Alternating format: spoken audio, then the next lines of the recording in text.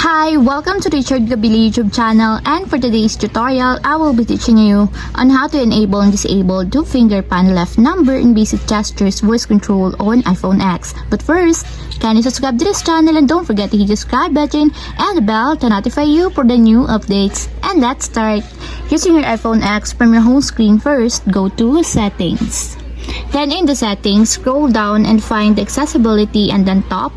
Then in the accessibility, scroll down again and go to physical and motor section and then tap the voice control. Then in this part in the voice control, go to this section and then tap the customize commands. And then after that, tap the basic gestures. And then in the basic gestures, scroll down again and then find and tap the two-finger pan left number. Then in the two-finger pan left number, as you can see that it is already enabled. But you have to activate also the switch button under the confirmation required to fully enable the two-finger pan left number in basic gestures until it becomes green. And if you want to disable or turn off, just tap again the switch button just like this.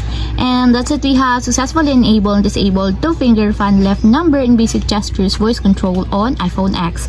If you have a question, can you comment down below and don't forget to hit the subscribe button and the bell to notify you for the new updates. And thank you for watching.